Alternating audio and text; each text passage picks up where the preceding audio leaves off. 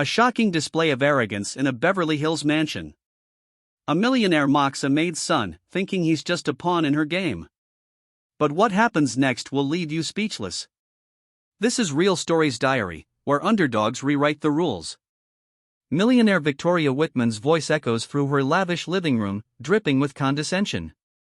Come here, boy. How about showing me how you play chess in the slums? Diego Santos, 17, is helping his mother, Carmen, serve guests at a charity dinner when Victoria decides to make him the evening's entertainment. The guests, businessmen, politicians, their bored wives laugh behind their $1,000 champagne glasses.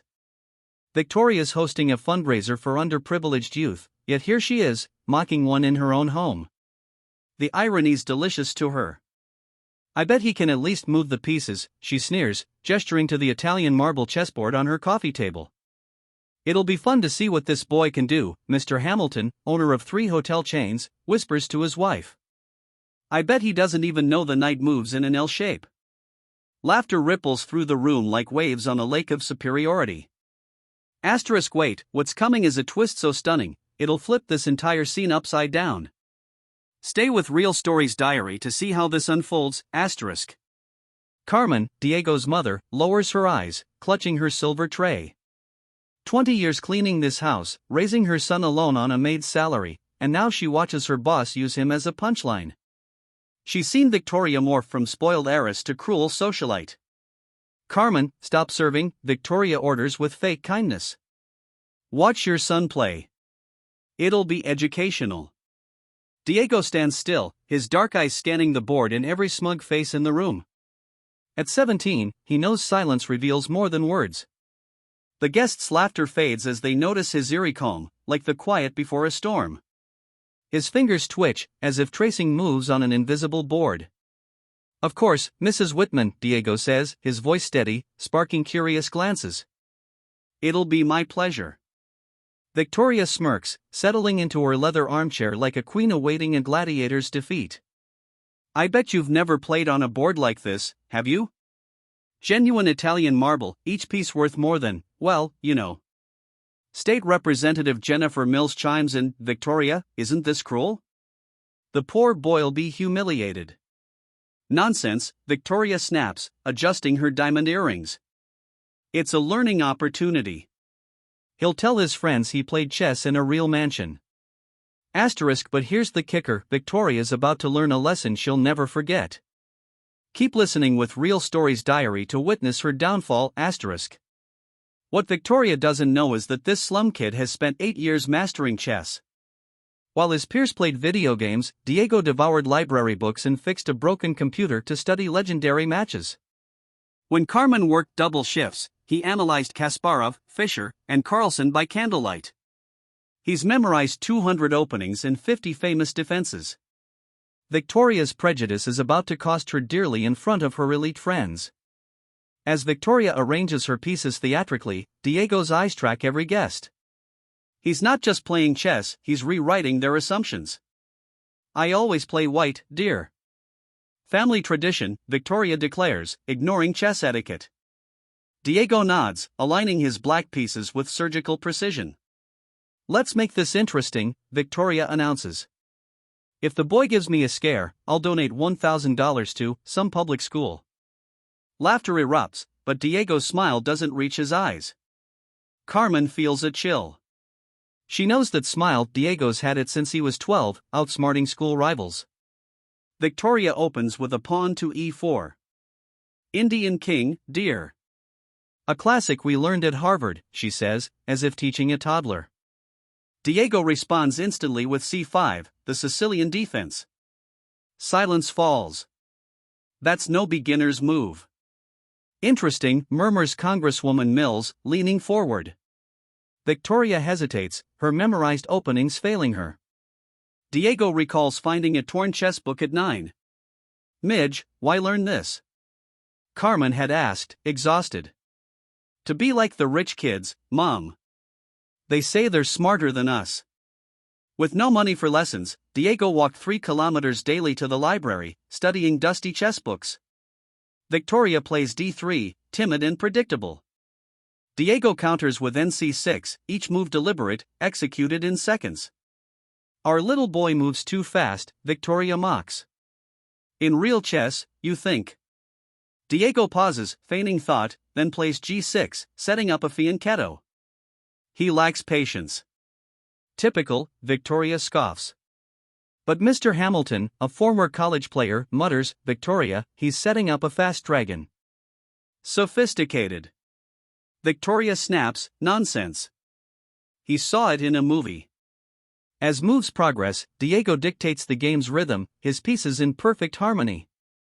Carmen's heart races, she's never seen him face someone so self-important. Fear flickers in Victoria's eyes, the first crack in her arrogance. Diego's 10th move, a pawn sacrifice, makes Hamilton choke on his whiskey.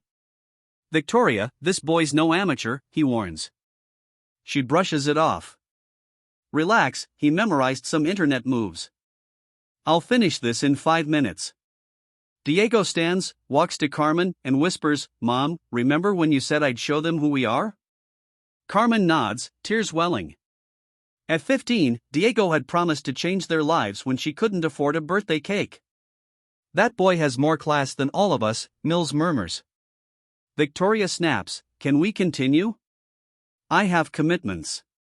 Diego returns, his demeanor now unshakably confident. His 11th move traps Victoria, protect her king, lose her queen, protect her queen, checkmate in 3. That's not possible, Victoria stammers. Hamilton shakes his head. You're being outplayed by a kid who's never seen a chess club. Diego's calm voice cuts through. Check. His queen offers 3 winning paths. Victoria's hands shake, not from fear, but rage at her unraveling superiority. You saw that sequence somewhere, she accuses. Diego smiles. You're right, ma'am. I learned it from Garry Kasparov. Hamilton gasps, Kasparov taught you? Not personally, Diego replies. I studied his 1,837 documented games. This was against Karpov, 1984, Game 23. Carmen steps forward. My son woke up at 5 a.m. daily to study. He walked 6 miles to the library because we had no internet. He solved chess problems by candlelight when our electricity was cut. Silence grips the room. Checkmate, Diego says softly, placing his queen. Victoria stares, stunned, as if the board might undo her defeat. The guests now see Diego not as entertainment, but as a prodigy who shattered their biases. Victoria's humiliation is complete, her arrogance exposed. Asterisk, this isn't just a chess game, it's a battle of character. Stay with Real Stories Diary to see how this moment changes everything. Asterisk. Victoria mutters, that was luck. He memorized that sequence. Hamilton stands. Victoria, he executed a Sicilian variation I didn't know, and I've played for 40 years.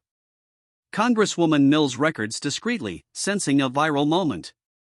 I don't accept this, Victoria snaps, knocking over pieces. Someone trained him to humiliate me. Diego offers, want a rematch? I'll play anyone here, or all at once. The guests murmur, stunned. You're arrogant, Victoria spits. Carmen steps forward, eyes locked on Victoria. Mrs. Whitman, my son isn't from the slums. We're from a working-class community. He's not arrogant, he's honest about his talent. Something you can't do. The tension spikes. How dare you? Victoria fumes. Have you forgotten your place? No, Carmen replies. I remembered my worth. Hamilton intervenes. Victoria, recognize his talent. She laughs bitterly. This was a setup to make me look foolish. Diego stands, his voice silencing the room. Mrs. Whitman, I studied chess for 8 years to play against those who respect it. Talent has no color, class, or surname. You wanted a show of humiliation, not a fair match. Mills, fascinated, asks, how old are you, kid? 17, Diego replies. Playing seriously for 8 years. Mills turns to Victoria. You've been defeated by a self-taught teenager you employed, invited as a joke. Victoria stammers, "I didn't know he played seriously." Hamilton retorts, "You assumed he'd lose because he's your maid's son. Because he's black. Because he's poor." Diego arranges the board. "Thanks for the game, Mrs. Whitman. It was educational." He turns to Carmen. "Mom, can we go? I have school tomorrow." Carmen removes her apron. "Mrs. Whitman, thank you for showing me my son deserves better places than this." As they leave, Mills calls, "Diego, interested in scholarships? I know universities that'd love your talent." Diego smiles genuinely. "Very interested, ma'am." She hands him her card. "Call me Monday." Victoria stands frozen, her control shattered. Guests leave, offering cold farewells. Alone, Victoria stares at the board, her arrogance dismantled by a boy she deemed inferior. But the story doesn't end here. What happens next will redefine Diego's future and Victoria's legacy. Keep following Real Stories Diary. 6 months later, Diego walks Stanford's halls on a full engineering scholarship. Mill's viral post about that night, 3 million views in 2 weeks, turns Diego into a symbol of triumph, Victoria a cautionary tale. Headlines scream, "Young prodigy destroys prejudiced millionaire in chess." Victoria's golf club cancels her membership, charities drop her name, even Hamilton avoids her. "She was always arrogant, but so cruel," his wife remarks. Victoria's humiliation is self-inflicted, born of her own prejudice. Carmen's promoted to cleaning supervisor at a Santa Monica hotel, earning triple with benefits, not charity, but recognition. Diego starts a free online chess program, connecting 1,200 underserved kids with mentors. On CNN, he says, "Chess taught me everyone has strategic value. Victoria Whitman taught me some need to lose everything to learn what matters." Asked about grudges, he smiles. "Grudges block the game. I focus on building." Victoria watches, alone in her empty mansion, realizing she lost not just a match, but a chance to be better. Hamilton tells her, "You created that situation." Diego just responded with class. Diego proves nobility isn't bought, it's earned through character. Carmen frames his Stanford honorable mention next to a certificate from his chess program, achievements no prejudice could steal. The best revenge isn't destruction, it's building something extraordinary, making others' mediocrity irrelevant. Victoria tried to make Diego entertainment, but he became inspiration. That's the difference between winning at chess and winning at life. If this story of justice and triumph moved you, subscribe to Real Stories Diary for more tales of turning obstacles into extraordinary opportunities.